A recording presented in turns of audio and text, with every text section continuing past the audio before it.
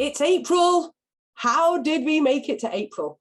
And the word of the month, SOF, is awakening. And I was talking with Danielle, our guest today, before we all came in the room. And I was like, I think the poem, personally, I find that poem is all about awakening.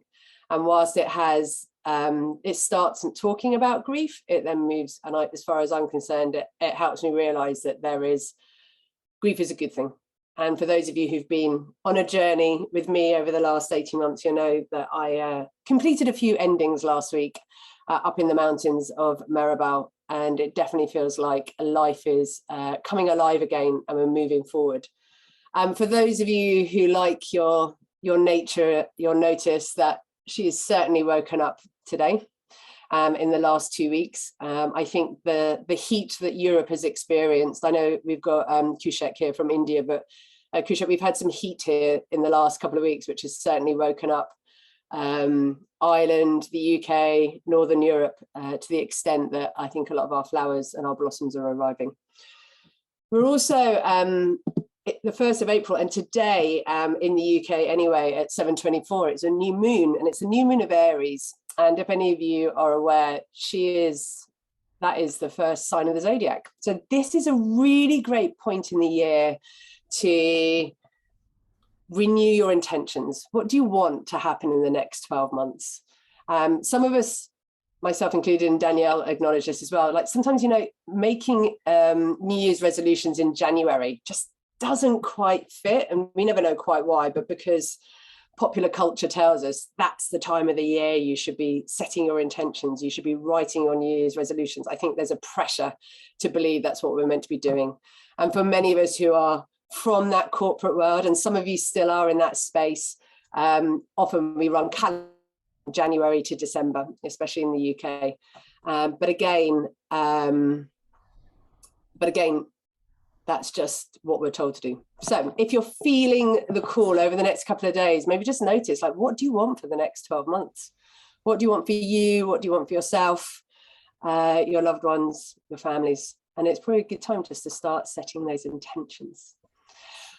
But I always find this really weird, is I think it ties in quite neatly today with the topic that we're going to be talking about with Danielle, because we're going to be talking about becoming ethical and sustainable, and the idea of maybe awakening ourselves within our businesses. So Danielle, can I just welcome you to the pod?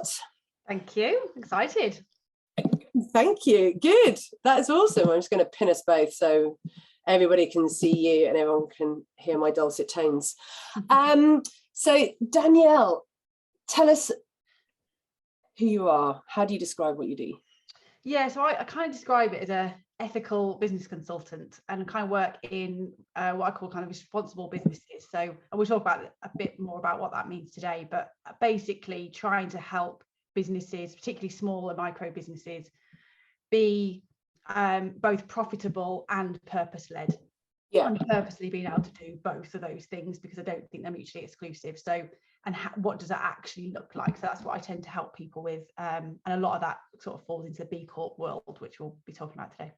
Okay, fantastic. Now, who was with us last month? Give us a wave. Some of you who were with us last month, you experienced the rather quirky Patrick Cowden, who I love to pieces. And he was talking to us about how we can create connection with people really, really quickly. So I thought we should continue that conversation. So in a moment, we're going to go into pairs, because you've all come into this room. There's 36 other people in this room with you, who you might know some people, you might not know people. And I just think it's always a wasted opportunity not to say hello. So here is what we're going to do. I'm just going to drop it into chat. So I think that's right. So you should be able to see that coming up now. And it's as simple as this. You're going to go into pairs and you're going to connect with one another. And that might just be a very simple hello, just say each other's names. Smile, because that gets the good hormones flowing. And you're going to ask a question, how are you really? And then you're just going to listen to appreciate, not to pass comment, not to have an opinion, but just listen to the other person and smile and let them just talk for a minute if they wish. And then you just appreciate them, thank them, and then you flip it around. And it's a way to meet one another.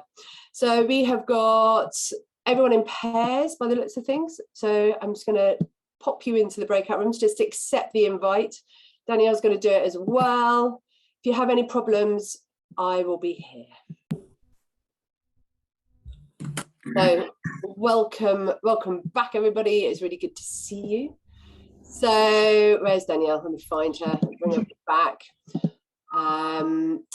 So we're not going to debrief that. That was your private conversations.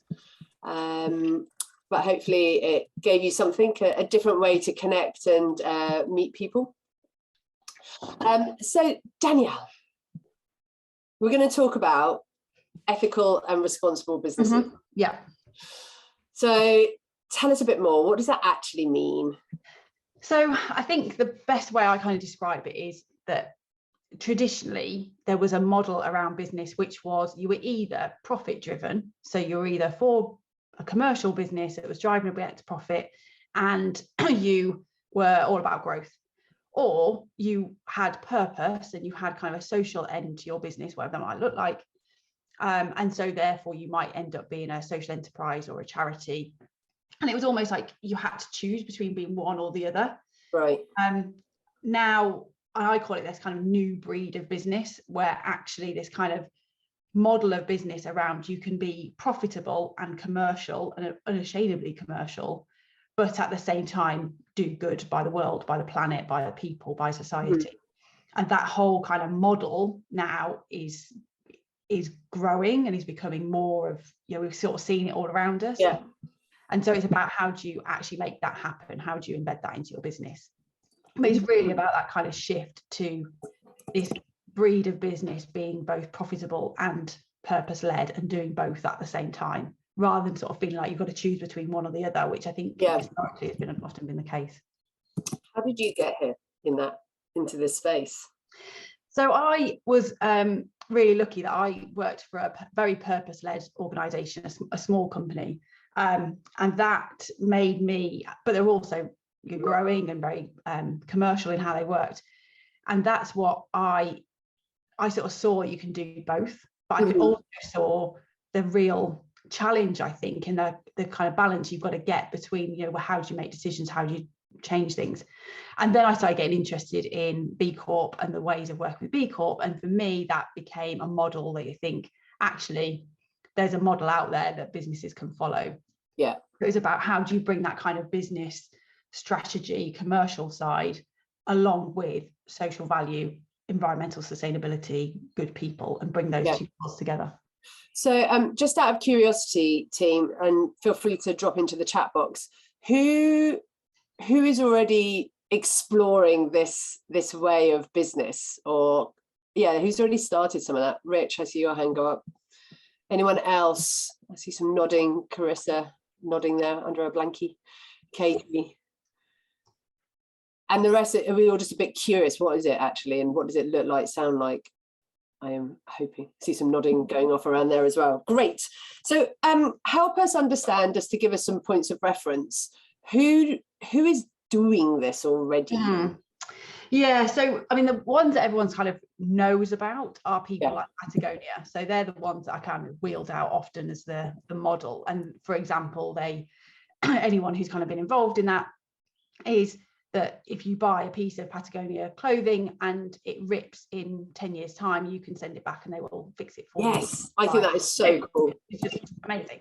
You'll pay a lot, obviously, for the product in the first place, but the idea is they want you to keep it. So their whole business model is around how do you make your products last much, much longer than the norm. So they're the ones that are talked about a lot. People like Gusto is another one, who, the food delivery service. Oh, right. They do a lot in terms of how do they reduce packaging, and they're not perfect by any stretch, but how do they offer a very commercial service, but at the same time keep making improvements to what they're doing. And another one, surprisingly, is Iceland Foods, which is very odd and not what I was aware of, but they do a huge amount in terms of how they can both offer a product which is essentially serving what arguably some of the less affluent people in the country, the people who really struggle with budgets, how can they serve them, but at the same time not reducing out plastic and provide service. So they're a really interesting one from so just for those who are not UK based, because we have got people from India. I've just discovered we've got someone from Brisbane, Australia hanging out this morning. Hello, welcome. And I know we've got the German gang, we've got people from Amsterdam and Ireland dialing in. If you're in another country, just drop it in the chat box, because I'm always curious where people are based. But Iceland is one of our retailers in the UK, and often perceived as very cheap. Budget food, I think. And it's frozen food. So I think that's really interesting. And I like that example, because it's very easy for, if you're serving a premium side of the market, it's very easy. You just charge a premium, and then you can then do all sorts of things. But if you're serving audience that can't pay that premium, you've really got to be quite creative in what you can do. So they're another good example. So they're kind of big ones. Okay. And I think if you look on the chat, people are putting in some other companies. So we've got Vivo Barefoot, love their shoes. Yes, yeah. Mindful Chef. A couple of people talking about Ecosia. Is that how I say it, Suzanne? Ecosia? Okay. Yeah, it's a search engine, and they plant trees when you use their search engine instead of Google. Okay. They're based in Berlin, but of course the search engine is obviously accessible around the world, right? Yeah. And Kate, hey lovely, how are you? Ceci, what's that? Ceci, they're a refill company. They're incredible. One of the owners is actually from South America, and she's they've been working really hard to create a green model. So it's all green jobs, and it's about reducing plastic essentially, and they're all vegan products, super low impact, and they just they've expanded their products amazingly. It started off with washing up liquid and laundry detergent, but they now do all sorts of toiletry products as well. But that's a refill model. Cool, we'll go find that. We've got Interface DV, Isle of Wight. Are they making themselves super green? I like that. An island turning themselves sustainable and ethical. Cool. So Danielle, tell us a bit more though. Why is this happening now? Well, this could have happened at any time. Yeah, I think it was happening anyway. I think people had sort of realised that actually the current model is not working. It's breaking us for all sorts of reasons, whether that's from a society point of view, whether it's from an environmental point of view. So these businesses were kind of emerging as it anyway. But I think we've all felt that the pandemic has accelerated that shift. And in that period, people have sort of looked at it and gone, we can't keep doing business as we're doing now. Something has got to change. And the pandemic has kind of accelerated that change. People working from home, people being more conscious about what they're buying, people asking questions of the people they're buying from. So that has kind of accelerated it, and it's just kind of now ramping up, increasing speed, because it's kind of reaching that tipping point, if you like.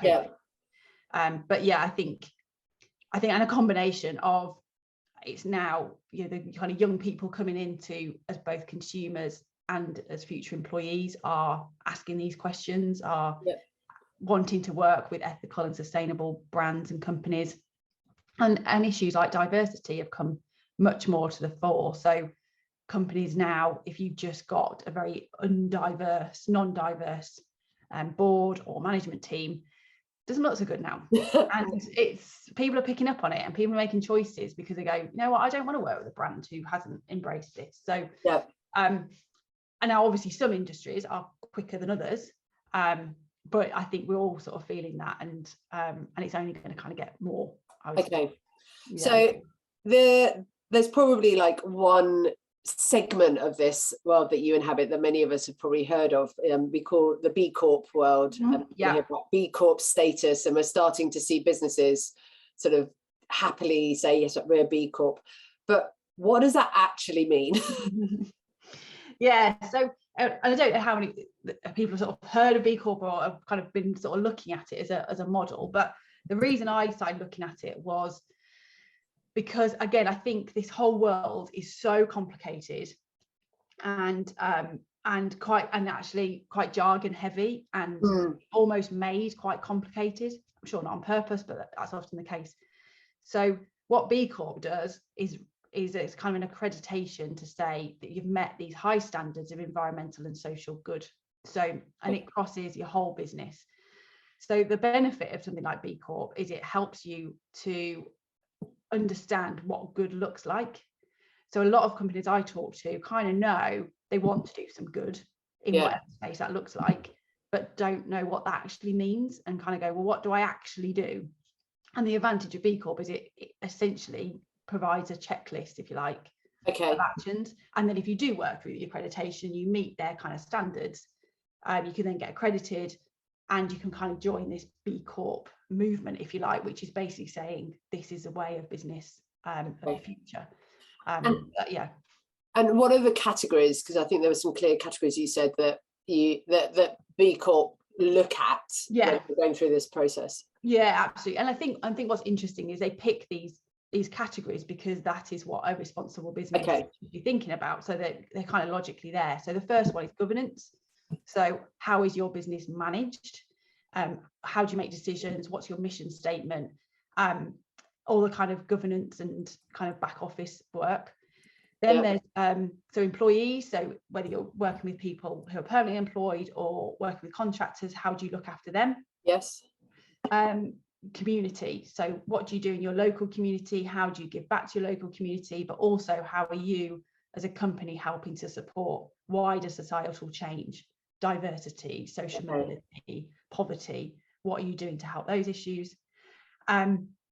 And then environment, obviously. So what are you doing to help conserve the environment?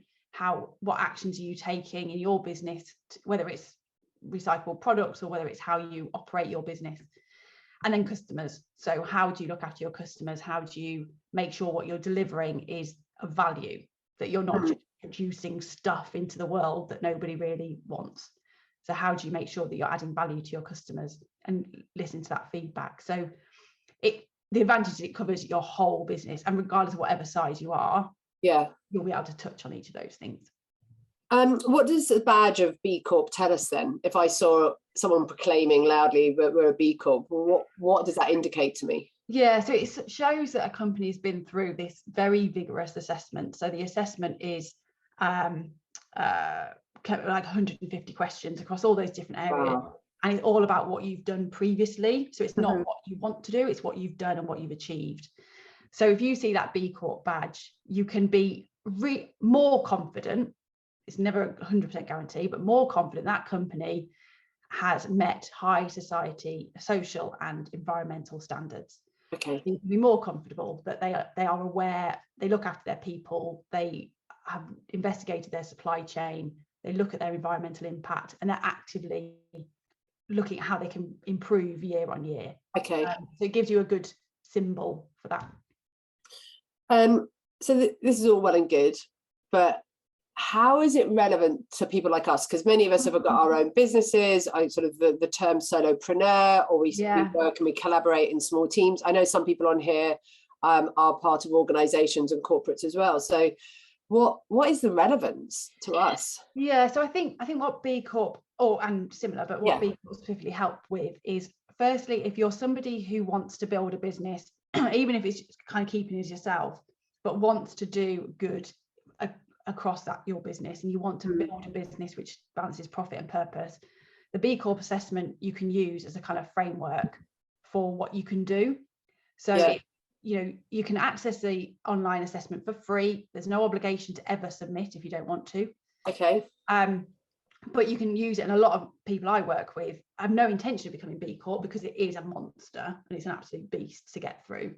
But they use the assessment as okay, what could I do? How could I give back to community? What does that look like? What are some of the things I could put in place? So it's great for that. You can do it what size you are.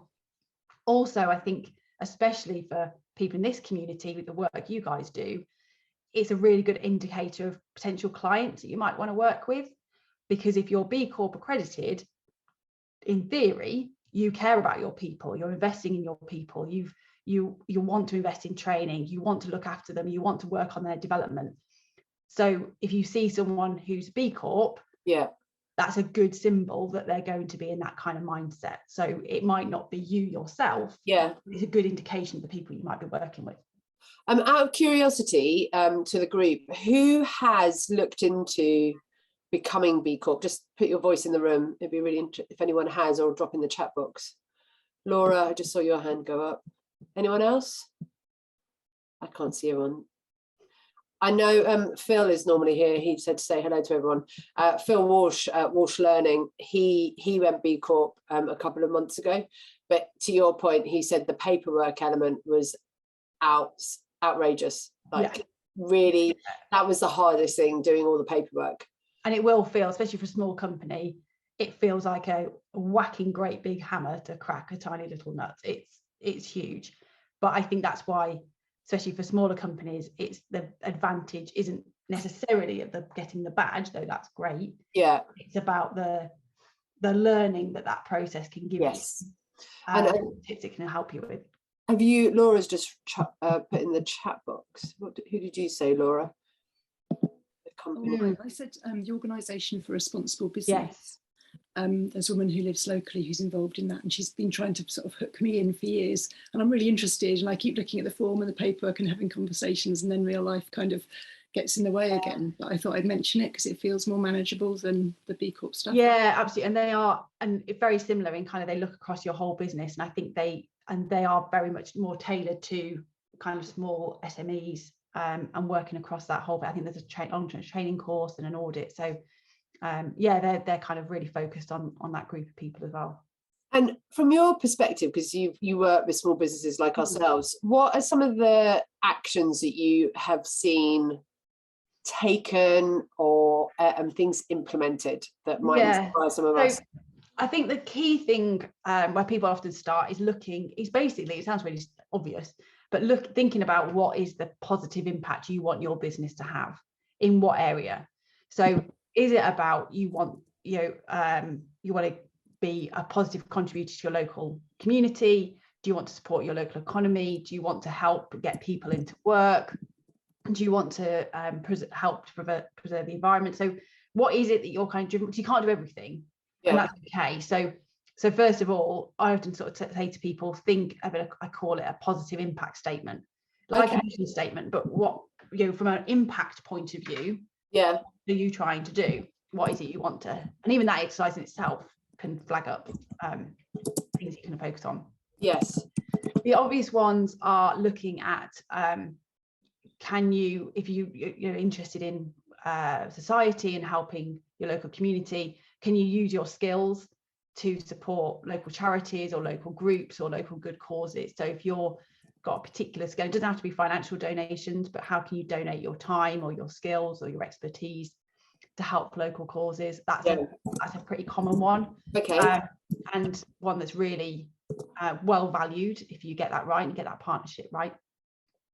And then if you are taking people on in any form, how can you look at sort of underserved populations? So people who essentially would struggle to access work in normal circumstances. So how can you reach out to underserved communities or people who perhaps haven't got traditional education? So kind of just thinking more widely about what you're doing. And then from an environmental side, the obvious one for people like this group would be travel, and having a look at your travel and what you can do to be more mindful of when you're traveling and how far you're traveling, and is it really necessary, and can you do it in a more sustainable way, rather than all just jumping in our cars, because that's what we do. Obviously, COVID again has sort of helped sort of readdress that anyway. Yes. And then from a customer point of view, which actually again is a commercial imperative, but really understand how you're delivering value to your customers. Because and the principle around that is, taking the Amazon model. Amazon are great at customer service, and they're great at asking customers what they want, and they're great at the kind of convenience, but really their model is sell as much crap as you can to as many people as you can. So that's not a sustainable customer model. So how can you make sure that you're delivering value and it's meaningful? Yes. And that you're really delivering what your customer wants, because by its nature, then it's more sustainable, because you're not just kind of pushing stuff out there. So, yes. So it's really just thinking about those different areas. But I always sort of say to people, start with what is it you're trying to achieve? What positive impact do you want your business to have? Because that in itself will then kind of lead you down a path of what you could do. Yeah, interesting. And yes, that's very true about Amazon. Don't shop at Amazon. Yeah, don't shop at Amazon. And I think it's the bit I just find really weird is when I hear my friends go, I don't know, they've got a new top on, or go with it, guys, there's a bit of makeup, and they're like, oh yeah, I got that delivered by Amazon yesterday. It's like they get one thing delivered, like, and something really small. I'm like, that just cannot be healthy. That is not good for us. So team, I was just thinking, it might be, we're going to go into breakout rooms. I'm going to go into threes and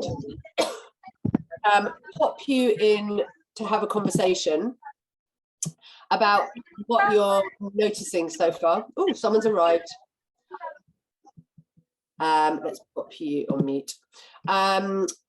And have a conversation about what you've just heard from Danielle and what you're noticing about yourself, your own business, where you are drawn to. What is something you could do that's super simple right now going forwards that could help you take that step towards the sustainability piece, or maybe feel you're working in a more ethical way. So we're going to take good 10 minutes, because you might have a good chat, and then we'll come back in. Also, collect any questions that you may have.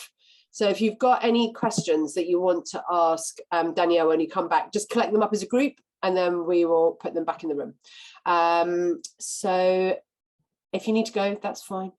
'Tis life. Thank you for letting me know. I do appreciate that.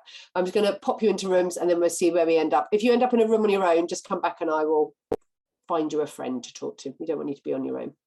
Here we come. Welcome back. Hey, Karina. Hey, sorry, I hit the wrong button in my group. Your poor partner's suddenly thinking, like, boom. Where's she gone? It's like, Toby was just saying something really nice about energy. It's like, bang. Oh, poor Toby. He's a nice guy as well. Toby, poor Claire. Well, there's two of them there, so. Oh, okay. You don't feel too bad that you've left them in there. I haven't just dumped them. Hey, everybody. Welcome back. Welcome back. Sorry, my team, if you've come back. sorry, Claire. I hit the wrong button. So it would be really great to hear some voices in the room, and it'd be really interesting to hear what are some of the things that you have said that you could do. So who, and also write it into chat as well. So feel free to drop into chat what are some of the simple steps that you could take, and it'd be good to hear some people's voices. Veronica, hey. Hi everybody. Some of the things I've mentioned in the breakout room was that I deliver training. I deliver safeguarding training, and I travel a lot, or I used to travel a lot, but I've recently gone back to it. I've left it during COVID, but now I've gone back to it. So things that I can consider in terms of being more sustainable in my business is my travel. I need to look at that. What about my tools and equipment? I mean, I use a lot of pens, flip chart paper. I use a lot of that. How sustainable is all that? Veronica, funny you say that. So for those of you who know me well, I bang on about Neuland pens. What are they? I'm just showing Danielle these, and I'm like, they're re-nibbable. So you can, when the nibs start to fray and get a bit funky, you can pull it out with a pair of tweezers and you replace it. The other great thing is they are refillable. So I don't know if you can see that little dot.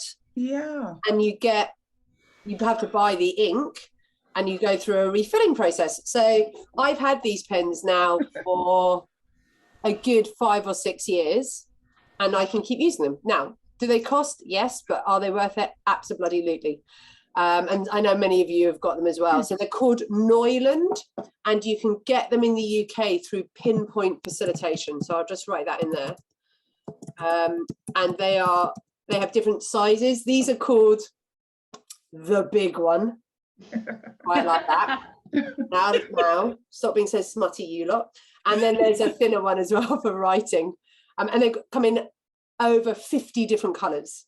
50, it's amazing. So if you haven't ever invested in some decent marker pens, go check out Pinpoint. And I think what's interesting about that is thinking about, because I think it's really easy in this world to think, right, I need to be measuring my carbon, or I need to be looking at, where I'm banking and all this, which is all good and all the stuff. But actually, just look at you and your business and where are you using resources, and are there other options, like saying facilitation, pens, paper, stuff like that.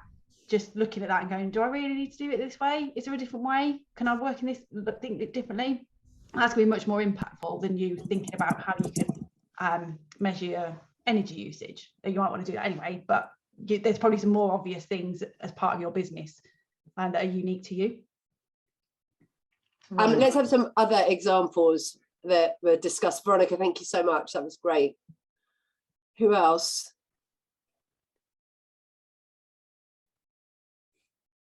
Come on, you're never this. I'll go, Kirsty. Hey, Simon.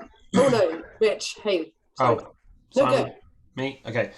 One of the things we talked about was using the B Corp Assessment as an aspiration and a direction of travel, but without beating yourself up about it, especially if you're working by yourself and got multiple other hats. So, to not look at it as so big, you go, well, I haven't got time for that, so don't get started.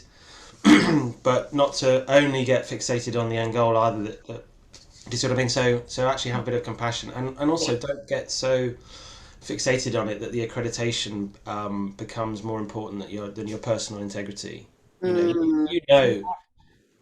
a teacher of mine says, it's like, how do you behave when no one else is around? So we all know, and that's really what we need to work on, is that sorting out our own shit and getting out of our own way and doing the best we can in the direction of, we can get there individually and together. Nice, thanks, Rich. And good reminder of giving yourself a bit of compassion, because you're right, some of us can get totally hooked into gathering certificates, and that's not the point of all of this in this way. What other examples did you think about, or actions that you want to take going forwards? Hey, Laura. Hi, this might feel like it's going off topic, so forgive me, but I don't think it is. And also a couple of people already know this. I'll be really brief, but I live on my own and I'm the only income earner for that reason. I look after my mum who has dementia, and I've been really stressed, and it's been a tough couple of years, hasn't it, for everyone? I was in A&E a few weeks ago with a suspected heart attack after lots of chest pains, and I'd carried on working, and I'm okay. I didn't have a heart attack, but I have got a problem with some arteries that's been made worse by prolonged stress. So I don't want to make this about me, but I want to share it, because if we're talking about being sustainable and ethical, and certainly to Richard's point, let's not lose what matters. Yeah. Let's make our businesses manageable for us as well. That's a really good point. Just keep in check. So apologies for, I just wanted to I think we're all a bit vulnerable maybe to work, and not maybe play enough. And I've had a massive wake-up call, so I wanted you all to benefit from it, really. Laura, thank you. And I think you probably see all the love going around the room as well. Thank you, everyone. I'm feeling a lot better, but it's been a real one of them. Yeah. The French, fuck me. Yeah, quite. Absolutely. Karina, hello. Hello, everyone. Just a thought would be the partnering with clients around having deliberate conversations with how they engage with us. So I'm thinking about, instead of our client says jump and we say, yeah, great, we'll be there, when, et cetera, et cetera. I'm like, oh, thank you for the work. It's like, how to structure, and I'm thinking about a particular client in Germany, how to really structure, intervention. So, the team comes in for a week, and in that week, we do a whole pile of stuff, right? It's not just like a 1 or 2 day intervention, and then we come back a couple of weeks later. So really like having the courage to have that conversation with the client and say, how do we make this really sustainable? How do we, and that could be a really nice opening up to their awakening, which was the theme of today. Yeah.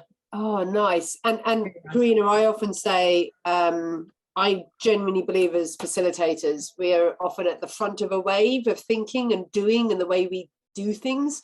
And therefore, sometimes we suggest things to our clients. And in the past, it would have been as simple as, we should do this virtually. And they would have had an absolute heart attack that, you know, we're going to do some learning online. Yeah. But even that as an approach would be something new to, different, not new, different. And they might be a bit like, wow, can we take, you can hear it already, but can we take a week out? Can we all be there for, you know, yada, yada, I yada. think you explained some of the reasons behind it and the thinking and how this kind of falls part of both yours and hopefully theirs ethos. Yeah. Way of working then. Yeah. Because and you could start it small by actually, I'm just thinking of something successful that did create a ripple that was like, holy shit, we'd never thought of this before, was what do you have in the room? Is it single-use water bottles? Is it white, you know, super highly processed white trash foods? You know, do people bring their reusable, you know, how do you, you know, in the space that we can control as a facilitator, how do we actually connect that to the values of the organization, the purpose of the organization, and show up as whole people? So No, it's good. I'm loving all these different ideas. Anything else before we draw to a close that people want to put in the room? I'm just going to say one, because we Vivo Barefoot, I was listening to I'll see if I can send a link to a webinar that they put out, and they're now actually going to have a woodland office, you know, so they got their office and they're actually going to have a permanent space where they do meetings outdoors, you know, so it's just stuff like this, and it is happening, and that kind of gets me excited about what's possible. So that inspired me to think, oh, where can I do that? Absolutely. Danielle, do you have any links? I know you had some resources. Yes, I put into the chat the link to the B Corp Assessment as our kind of free tool to look at if you wanted to kind of get their checklist. And I'll also put in a sort of Excel template for capturing your impact data. So if the sort of things that you're looking at, this is kind of just helps as a bit of an example of the sort of things you can start tracking. Cool. As well. I'm also going to take this chat as well, and we're going to get it edited down because there's so many good recommendations and resources in this chat that I'll get it put out into our social media land in LinkedIn, and I'll probably put it on the newsletter as well, so that we've got like it's all in one place. And also this pod will go out onto the YouTube channel, so I'll make sure that is accessible to everybody as well. I'd just like to say a massive thank you to Danielle for being with us today and for sharing what she knows, and probably just even opening the door to some of us and starting us to think, what could we be doing to be more ethical and sustainable? So you can just give a round of applause in any way that you see fit to do so. Thanks, Danielle. We're going to hang out a bit longer because I do an after party in the kitchen. So if anyone wants to hang out for another 15 minutes, you are so welcome. Just to let you know, the next pod we're going to do in May is a little different. So Rich Bellas and we've got a great guest coming in, Nick Haynes, and we're going to talk about the Chinese 5 elements and how they show up. What are they? How do they impact us individually? We all have these 5 elements within us. It's a little bit more esoteric, but it's pretty cool. And I just thought, do you know what? Sometimes we need to do things a little differently around here. So if you have the link from today, it's the same link every month. You just find the first Friday and stick it in the diary. Oh, until you get to June, because in the UK, the first Friday in June, we've got a bank holiday, if you didn't know already. So thank you, everybody. Really good to see you, and have a great weekend.